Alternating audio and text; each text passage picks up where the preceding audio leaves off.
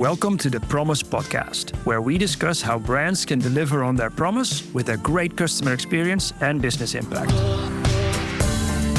I'm your host, Harald Lamberts, and in each episode, I talk to business executives, thought leaders, and founders about how to achieve effective collaboration across departments, such as brand, marketing, product development, customer experience, and support, all with one goal in mind: a seamless customer journey with great business results.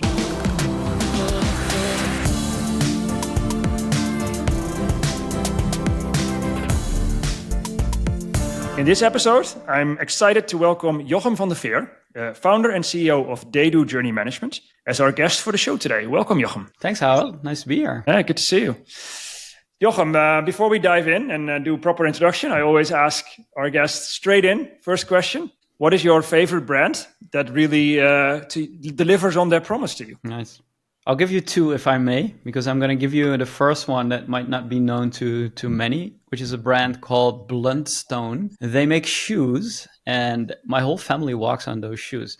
Why? Right. They're super convenient, they're nice, they're watertight or waterproof even in some models, and the design is timeless. But I think they are a family-owned business that looks like they have been around for decades and is like this multi-billion-dollar brand, but actually it's not. And their quality is remarkably consistent. Their delivery, their service, like everything is great about them. And I know they're like scaling up, but still they feel like very close to what you expect, and they don't seem to be susceptible that much for, I don't know, the D2C fame, if you will. So I think in terms of consistency, that one stands out. But the big brand that everyone knows that I love is Airbnb.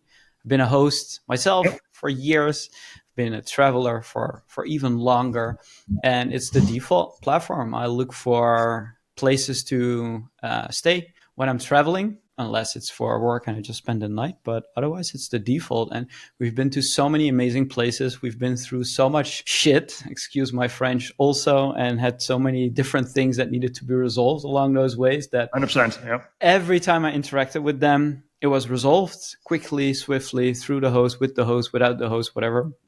And they are delivering on their promise. So I definitely like that brand to be called out. And they apply journey management. I'm sure that's probably the reason for why they're so successful. And this first brand you mentioned, what was it called again? Bluntstone. Yeah, they should ask you to be featured in their next ad as a family, as the hero family wearing their products. I don't know. Yeah. All right. Thanks, Jochem. You'll be surprised. We are actually featured in one of their ads. Okay. That's another story. I didn't know that even. Okay.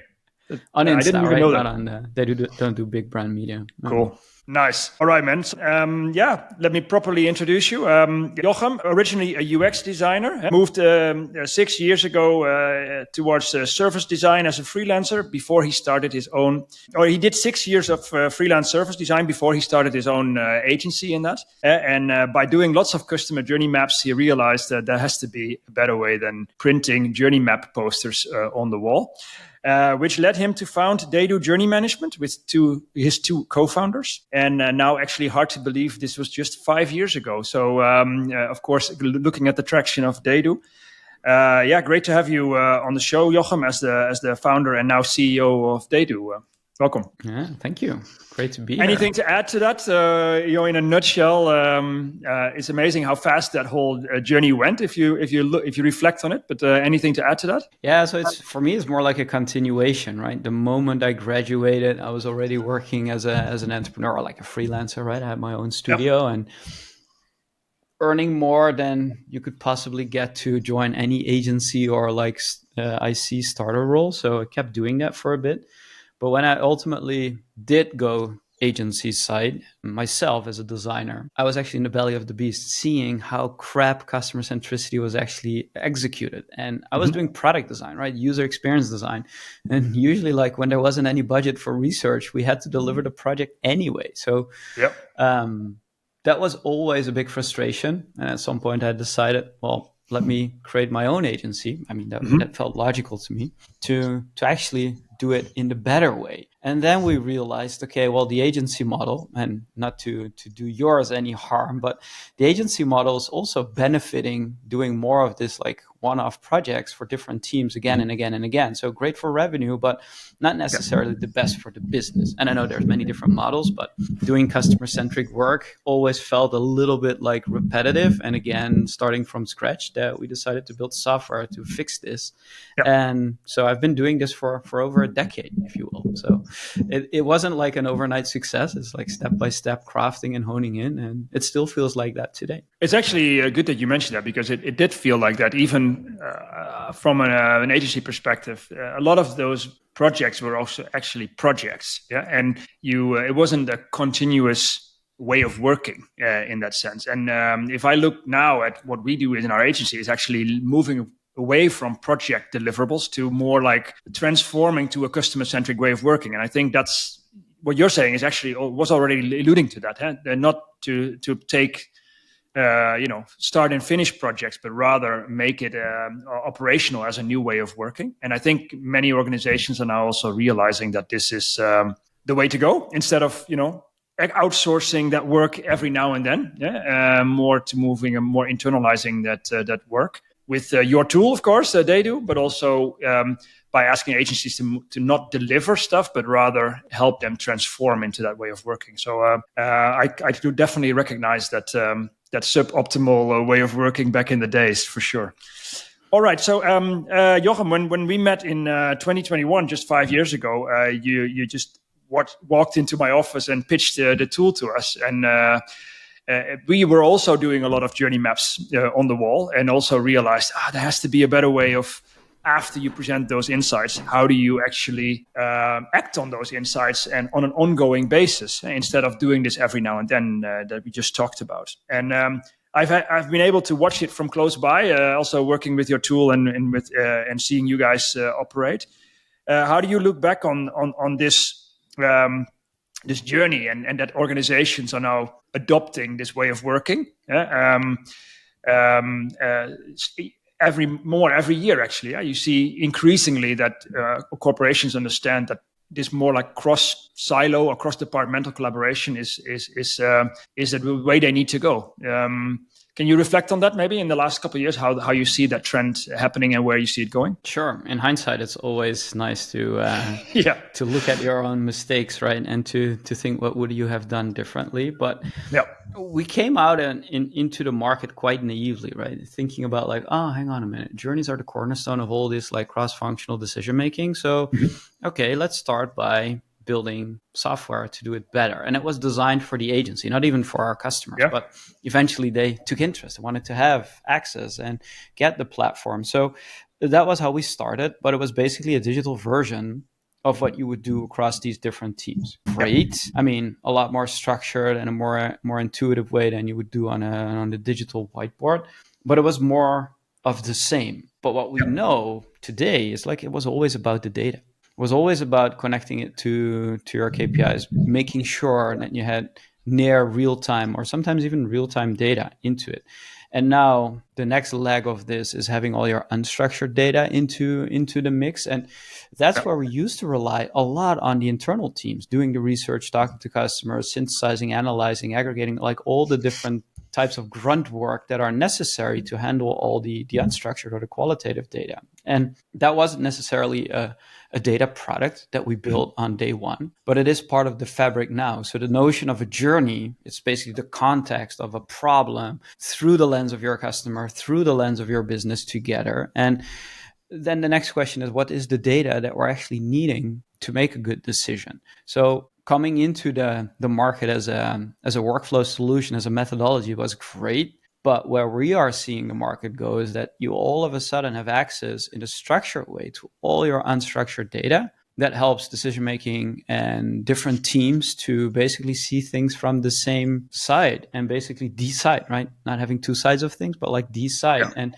doing that, using the journey is not new, but doing that in the same day using a journey is something that used to take like months. And I think like democratizing that way of analyzing the data is what we didn't know what was possible like when we started this company, but is the reality today. Oh, for sure. And so the head start you get basically to be able to start on the content real quick and like on day one, and not having to do research and work on the way of working for months before you actually get to the content. That of course is making it a lot easier to get enthusiasm in the organization with the other disciplines to work with that, I guess. Yeah. So if I look at what makes TheyDo successful, in my view, is that you also have been constantly able to adapt quickly to these changing needs and capabilities in the market. Yeah, like I think it probably was the right thing 5 years ago to get service designers to map their journeys digitally. But now with new capabilities and maturity in organizations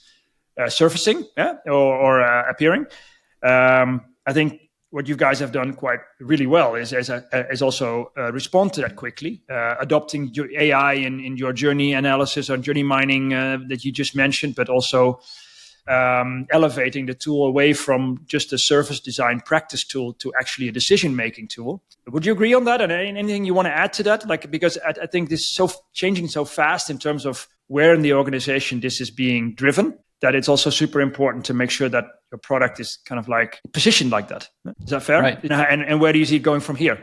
I'm interested in to hear, of course. So the fundamental design decision we made early on was that we had this insight that all these parts of the innovation workflow, if you will, are basically building blocks for your system.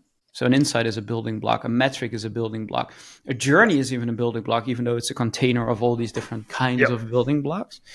And then the question is, what is the data that you're ingesting to create those building blocks, right? If you have 1 million calls a year and thousands of calls a day coming into your call center, if you're bringing all of that in, there's valuable quotes, snippets, data you can get from those calls, but not everything is equally important. But if you look through a lens of, let's say you're an insurance company, you think, oh, claims handling is a big issue. Every insurance company, that's a big issue. Are we looking through the lens of, hey, it needs to be reduced in time, or we just need to have less claims in general? Like, how do we do that? And all of a sudden, when you apply that lens, you still want to have insight, but only insight into the pain points around claims handling that are coming from all these different sources. So having a building block system is one of the superpowers that the way we design our solution is allowing us to stay flexible and handle different types of data and handle more data and from different angles. But the other thing is that what we are seeing is that companies are collecting more data than ever. And with AI, that's accelerating, right? We're transcribing everything. We're having all note takers everywhere. So we're creating a lot more data, and that's still lying around doing nothing. And seeing that is possible for us because we have a front row seat at all these insights teams, at all these customer experience teams, at all these teams, at the largest companies in the world. So we're literally seeing that data lying around, sometimes even visually seeing that in calls. So for us, staying very close to our customers and being in those calls, even I am talking to 4 or 5 customers a week, really digging into their problems and what we are helping them to solve with. So being close to them helped us also to really stay ahead of the curve or on the curve, because we're still handling an enterprise, right? We can't be too innovative because then people will say like, yeah, that's maybe like 2 years down the road for us. So we have to be pragmatic and realistic. So those 2.5 things are making it possible for us to stay ahead. I mean, that amount of data is also very overwhelming for a human brain, right? It's like, how do I make sense out of this? And you're only working in one of the silos potentially. Yeah? And then, so a journey can kind of format can, of course, provide more context and structure to all that data, but also AI can actually help make sense out of so much unstructured data. So that actually you can bring it back to like human decision making about what is relevant for your business. And I think that's also making it possible, right? Because before you had to do a lot of that manual labor to get to that perspective. Is that fair? Right.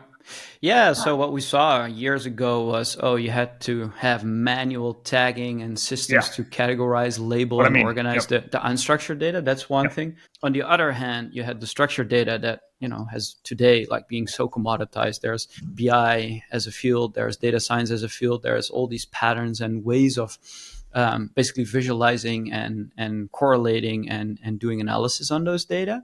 But for unstructured data, and especially bringing that together with the structured data, now that we can do it at scale, I think unstructured data, qualitative data, becomes even more important because that's the yang to the yin, right? It's the story, it's the why behind the what. And that used to be the domain of teams, that used to be the domain of researchers and insight people that are doing that, which didn't really scale. So we needed a lot of them, and we didn't really trust them because they said like, oh yeah, NS5, or they had a sample set of 20 interviews that they were actually basing this on. And no one trusted that when you have on the other side a data point that's based on million interactions. So that is all blending, and we need a new form of understanding that data and make informed decisions about it. So it is making quant and qual combined more scalable. Is that what you're saying? I mean, it's like used to be quant is a lot of data, but then qual is really a small sample size to add some insight to that. But this is now possible at scale. Is that the conclusion? Yes. Well, the conclusion, that's the running hypothesis, right? Yeah. Fair enough. So I think we'll see a few more iterations of the LLMs and the models that are available to us to include better reasoning and to give better access to even understanding that at scale.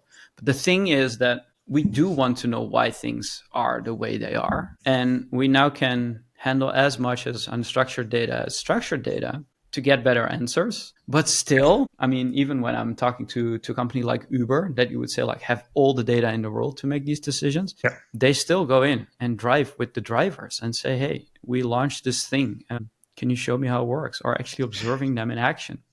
Can you give an example just to make it really tangible for the audience? Like, can you give an example of the unstructured and structured data and how that helps decision making for one of the clients that you talked about, or just anonymously if you prefer? Yeah, sure. Like, so in unstructured data in the context of delivering a better customer experience, right, or improving your whatever business KPI you have, unstructured data is basically all the different types of data that are coming through that are not necessarily measured or structured in tables and rows. So a good example of that is all your support tickets, the stream of support tickets. Like Harold is frustrated because his plane was delayed and he now needs to go on chat and file a complaint and then get redirected to some email service and then need to wait for his answer. Like all that data and your comments and your questions, that is a single ticket that has like back and forth between you and in this case, maybe an agent or multiple agents on the airline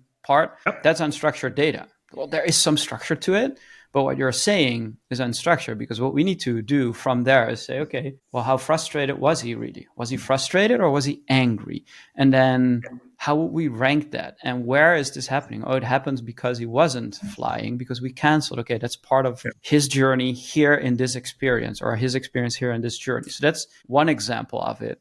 But at the same time, you might call your airline the next week and it's the same person. You're the same person. You might be inquiring, can I extend my trip a few more days? And what would be the price change if I would do that? And you're excited and you're happy, right? So it's a different part of your journey, but it's still unstructured data, because that call, the transcript of that call, is a whole sequence of you asking and maybe resolving that or not. It's another type of unstructured data. So and this is normally, as a researcher, you would interpret this and also sense the weight of the frustration. And now but that would be, of course, a few individuals that you would then extrapolate. But then in this case, you could mine through all the support tickets and average that out and really get the most important tickets surfaced through to a journey perspective, right? And so that you can then prioritize what to address, I guess. Yeah, and the AI tools today are also taking, like, this is voice, right? Voice to text or speech to text, and then we can video to text. There's ultimately these LLMs, the GPTs of this world, they are basically guessing the next word, right? So they need text to turn into tokens to make the machinery work. So everything comes back down to turning that into sentences, paragraphs, and text, so that we can do analysis on it. Okay, so what does that mean? Because in this podcast, we focus specifically on how can we connect silos in the organization to deliver on the promise, so to make a great customer experience with good business results.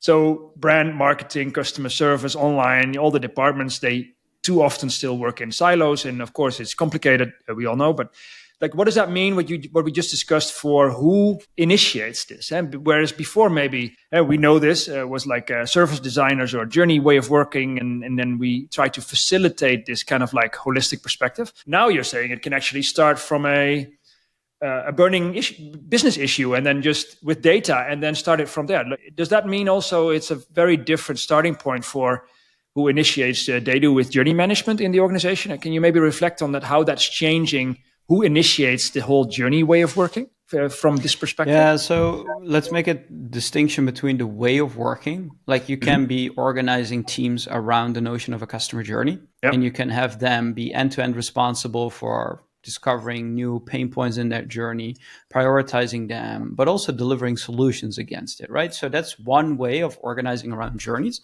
And there's companies doing that, right? Typically they would have let's say a value stream of like, how do we deliver the end-to-end value to a customer from beginning to end? And how are then different teams within that together responsible for delivering that? That's just one way of doing it. There's a lot of companies doing that, but there's also companies who don't have a system like that in place, and they are more functionally oriented or have a matrix organization. And then they are typically organized around projects or domains or typical parts of the capabilities like features or products or services. So in those cases, you can do two things, right? You can say, oh, we're going to go all in on the journey way of working and organize ourselves around the journey. Or you can start another way and say, where's the problem? And the problems are typically already known, right? If you look at the call center, like, what are people calling for most? Okay, well, you got your top call reasons. And from there, you can say, okay, but how do we address them? And this is where the magic happens, because typically call centers improve the handling of the service, which they call customer experience, and the resolution time and which agent gets what call. But what you actually want to focus on is like, what are people calling about? And typically that sits in way different teams across the organization somewhere else.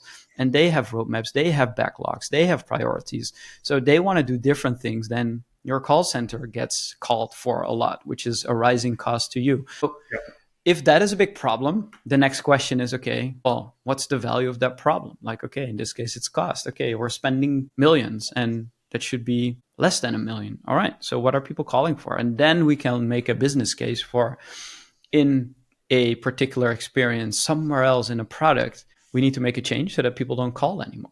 So how do you get that prioritized? But having the data to make that judgment call is required. Is now becoming possible because you already have the data. It wasn't accessible before. And now you can weigh different opportunities against the business. Yeah, and it's less overwhelming to get that data analyzed and get started. And so that's but the notion is still the same. We see a business metric go up or down here, but the cause is in a journey there. We know it's belonging to this part of the product, which is caused by this experience, which is caused by this part of the customer. So you're practicing a journey-centric way of working because you know the journey cuts across many departments, and that service at the end gets the call is caused by something that is happening in some product team elsewhere. And where do you see the trend go, or now actually the trend happening in who initiates this more end-to-end perspective? Because sometimes it used to be like, okay, the CX department or the service designers were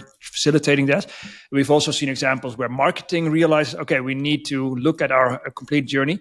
But you also see customer service say, hey, we need to understand, like, do you see a trend there? Like who owns, like, or who not owns, but who like initiates or drives that more like journey management perspective? Or is that still anywhere? What would you say? So if we talk about journey management specifically, that still sits typically in customer experience, insights, or marketing teams. Mm-hmm. Yeah. But there's no company in the world that doesn't have this holistic view on the C-suite or even on a board level that thinks about the simple life cycle of becoming aware of your product, being problem aware, solution aware, maybe considering your solution amongst many others. Like this simple life cycle, and then having metrics against that. That's something all companies have their vision on, except then there's a big gap between how they're organized and how teams are executing against it. So the metrics typically on that level are organized already in that way. Mm-hmm. But then the question comes like, oh, we're not integrated. We have different silos. The data is not connected.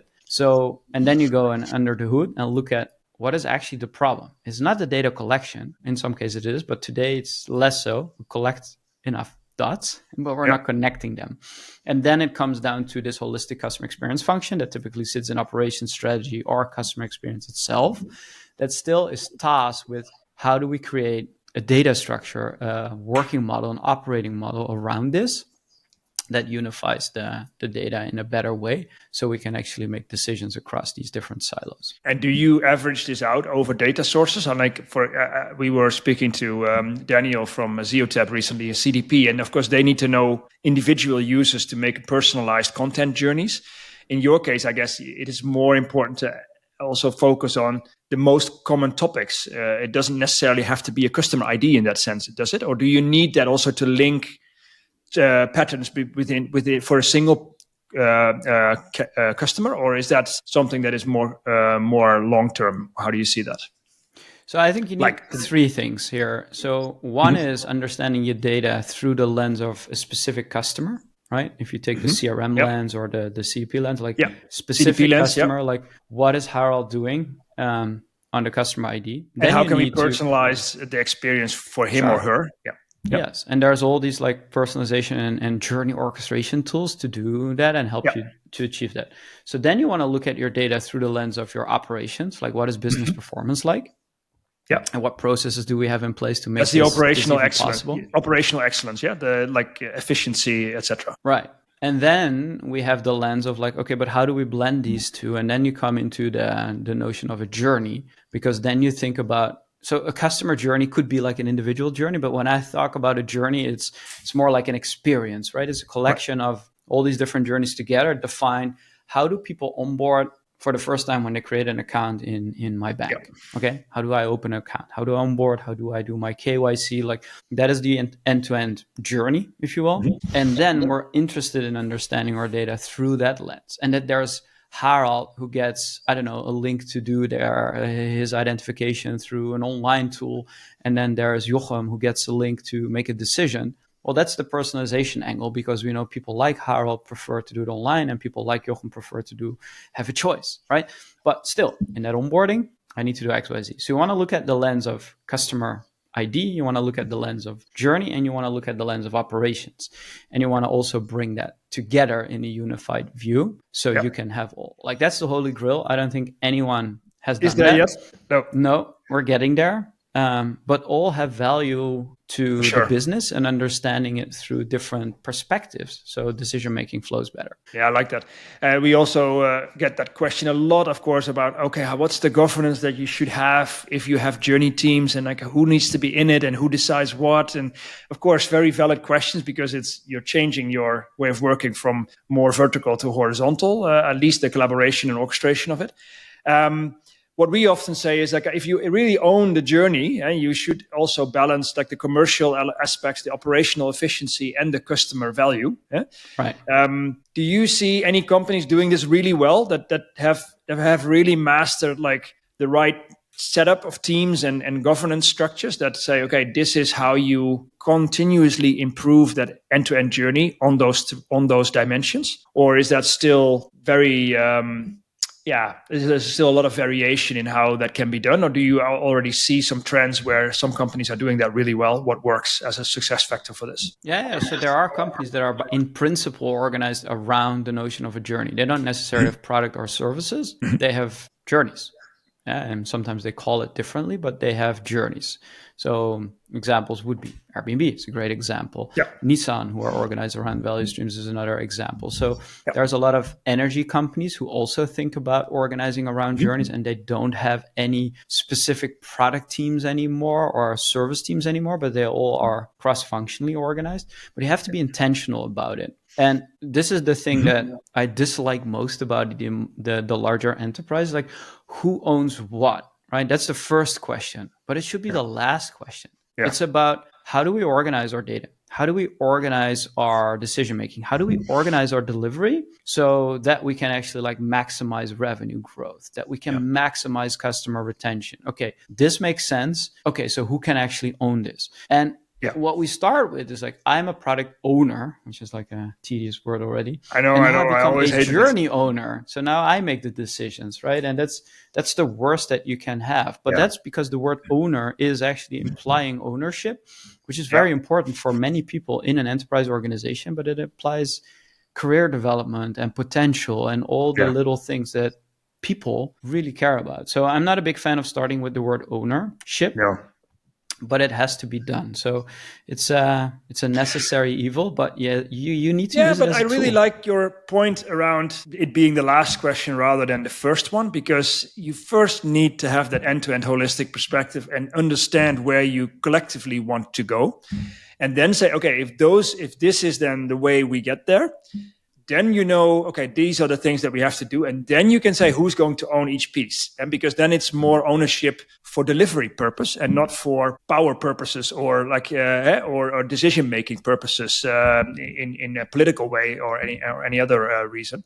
So I think that's starting with the contextual understanding of where you are and where you want to go, to then allocate tasks and responsibilities for execution. I think that I really like that, flipping that perspective. And then, and then maybe finding another word for the ownership, but for the journey responsible person, then not the owner of it, I guess, right. Because nobody owns the journey, right? The whole company owns the journey. In the end, yes, but it does make sense to have a clear defined owner who is maybe the ultimate decision maker, who has a budget to invest in that journey or in that part of the whole customer experience. So I'm not saying ownership is stupid. And we've seen the flip side as well. Yeah, we've also seen CX teams that are centralized and have no mandate and no ownership of the journeys, but basically are facilitating journey mapping across different departments. And then nobody is the owner, and then nothing happens. And then everybody is doing their own thing. And yes, the journey is mapped, but then nobody feels responsible to address it. And the team that does feel responsible doesn't have the capacity or the mandate to actually implement anything.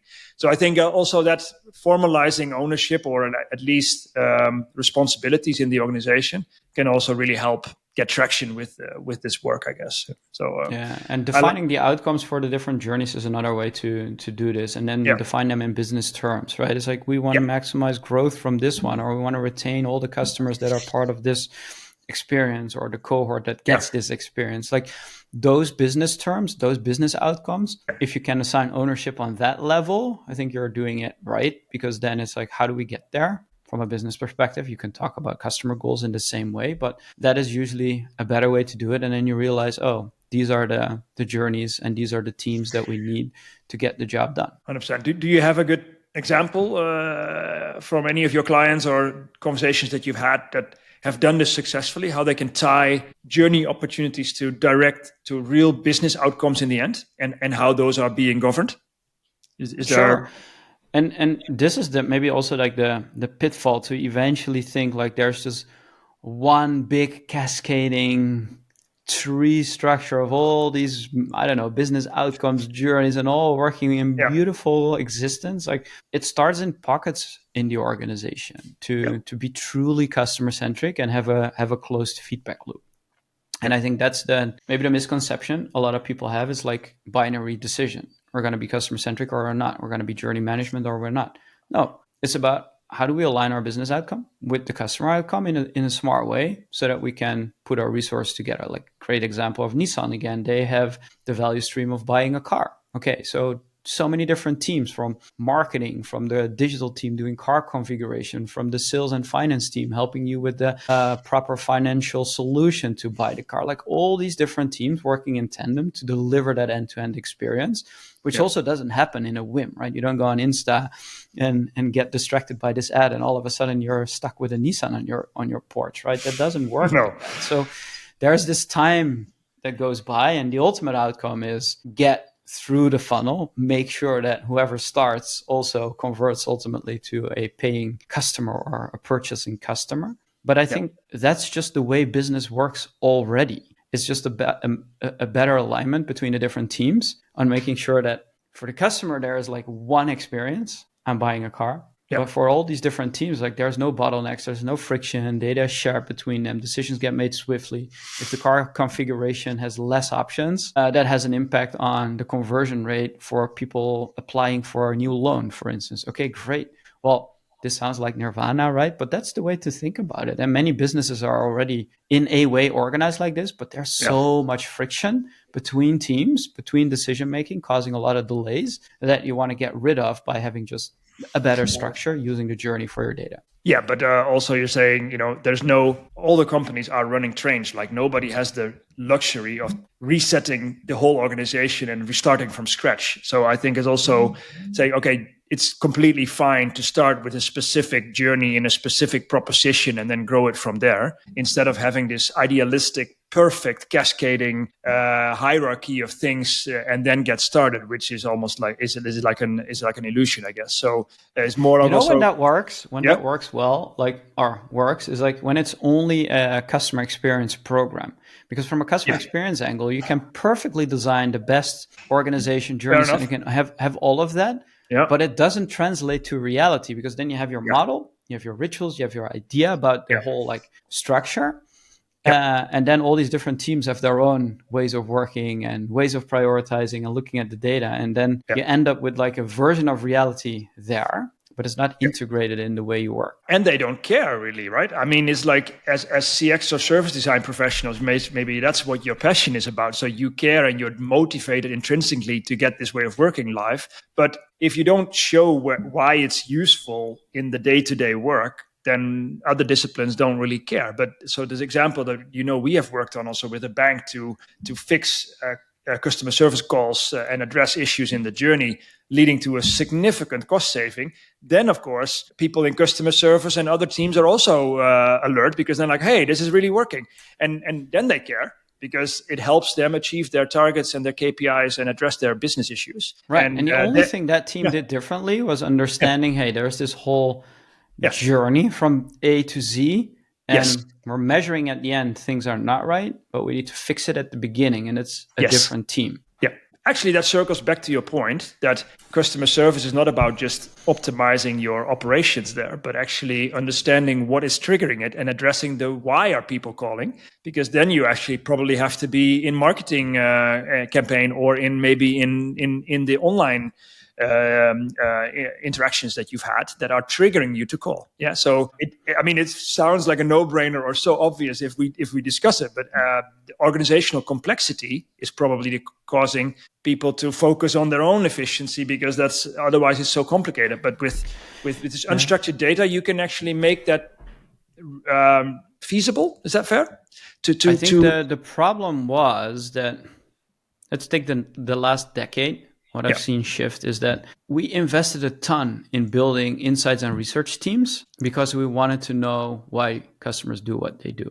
But the data was already available, because your best researchers are call center agents and salespeople. They talk to customers every day, all day long, except that it was really hard to get their data. Like your CRM was messy because salespeople are not the best administrators in the world. So it's fragmented information. It's all over the place. Sorry, guys, love you, but it's hard. And then you have the call center agents, and they're doing their job, but they do not understand maybe the bigger picture. So all of their data, if it was recorded, wasn't even made available. And we're now seeing all of that being made available. Yeah. So we have the answers, but they were buried in places where we weren't looking. And instead, we created armies of people to go out in the field and talk to customers, which is still necessary. But I would argue like that was the wrong solution for the right problem. So the gold mine was already there, but it wasn't discovered. And the gold mine was being built, and then we would start looking for the shiny thing on the surface. But another thing also happens is like people in the customer service department don't always get time to interpret and circulate back because they're so pushed on efficiencies. Yeah. So I think if exactly, that's my point. Like they don't need to. Like that's not their role. Yeah. But they are collecting a lot of valuable data, and that the organization can make better decisions on if it was actually being able to be turned into actionable intelligence rather than data points to make the throughput of the call center better or route the right person to the right agent because they match in terms of personality. So this is really all the analysis and the insights and understanding where your issues are, and then of course you address some of these things, and then maybe wrap up with how you then connect data sources also to show the impact of those initiatives that you do based on that, to also show that it actually worked. And can you maybe comment a bit on that, on how you work enabling and what you're seeing there in terms of also proving the ROI? Yeah, I'll give the funny example of MPS because I know a lot of your listeners will have MPS systems in place or are a score-based organization that care a lot about MPS. If you look at what your company is shipping and in a given month, let's say, or a given quarter, it's a lot. maybe it's like in the hundreds of features, changes in policy, different communication, assets in your marketing orchestration, whatever it is. Like there's a lot of new things coming out every quarter. So if you look at your NPS and then start to understand like what is moving the needle, or why is it the same, or why is it dropping, it's impossible to answer that. So there it also makes a lot of sense to start segmenting what you're doing on a journey level, break down your metrics, including your NPS on a journey level, which is what many people are already doing. But you're not doing that on the delivery work. So if you do both, if you think about, okay, we are looking at relational NPS on this journey level, in that context, what have we shipped? And that's something that's not available to people. So I think like that's another insight that we had is let's also normalize that by saying, in the context of this particular journey, what epics have you put on the roadmap? What have you delivered? And can we say something about this specific part of what you're measuring, be it NPS, being a conversion rate? But in the context of that journey, what have you shipped? And then maybe like 5 of those journeys together, one level up. In the context of this experience, what have you shipped and how do we measure that? So again, like that's why the building blocks was one of the innovations we brought to really break it down on a level that makes sense for you, where you're looking at it to the business. Because on the highest level, it's everything and therefore nothing. And at the lowest level, it's very granular and probably doesn't move any needle. So I think that's where I'm seeing companies do better when they can tie the delivery work back to the specific metrics that matter on a journey level. I like that, because it's one thing, of course, what we focus a lot on and our clients want us also to help them with is only measure if it worked, but not necessarily collect what you delivered. So it's more like also to learn, I guess, from which things that we did actually worked, and also to I guess for people also internally to report on how they contributed at the end of the year. But so there's also a reporting element, I guess. But I think it's good to see. So do you see also the journey then it kind of becomes your analysis tool, but also your dashboard for or monitoring the improvements? Is that fair? Do you see any new developments in how you can balance the two purposes of that, or how are you looking at that? Well, we declared death to dashboards, right? At some point, I know that's why I was correcting myself, but still there's a monitoring need, right? So, like, for how is your journey performing? Yes. So, if you are able to do this on a journey level, you want to know a few things, like how are my business performance indicators, my KPIs, performing over time? Yeah. But the same for your insights, right? That is based on all these data coming from all these different systems and all this research that you're doing. If you have solved an issue and your conversion rate goes up, fantastic. But is the feedback going away, right? Are people still complaining? Is there still a churn risk, even though that you're converting more people into the funnel, right? So those things are important. And the only reason why journeys matter there is that you can break it down on the experience level and then assess, hey, look, we are improving our business KPI, but also the pain points are now away. Because if you look at the last 3 months, we didn't get as much complaints as we did the last 6 months, because it was like going through the roof. And now, the occasional people complain, but it's like fine.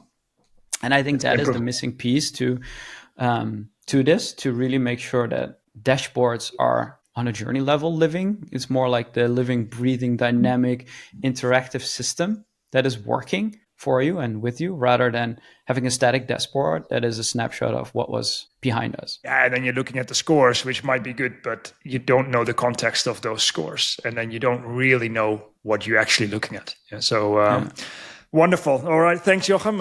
We're wrapping up. So my final question is always, or maybe first one more after that, but who would be a great next guest you think that we should invite to this podcast to address or discuss this kind of topics? Oh, yeah, that's a good one. I was thinking about this, and I think what would be a great guest would be Mark Stone, who is the VP Analytics at ClickUp, and to get like a BI perspective on handling structured and unstructured data from a data science perspective. Let's do it. I mean, we really, after as much multidisciplinary variation in this podcast, to really get cross-functional perspectives mixed up here. So because that's ultimately, of course, we're trying to achieve cross-functional collaboration. All right. Can I ask you to leave the audience with a final advice or a tip or focus point to continue to improve and deliver on the promise for their business? Yeah, sure. If you're not already considering all these different unstructured data that you have available to make them available and unify them, you're behind your competition. Let me put it that way. Go dig the gold mine. Right. Thanks. All right, Jochem, thank you very much, and speak soon. Thank you, Harald. It was great. Cheers. Bye. So, that was another episode of the Promise Podcast, where we discuss effective ways for brands to deliver on their promise with a great customer experience and business impact. If you enjoyed this episode, please don't forget to like, subscribe, or leave a review. Check haroldlammers.com for more great content. Hope to see you again in the next episode. Until then, keep pushing to deliver on the promise.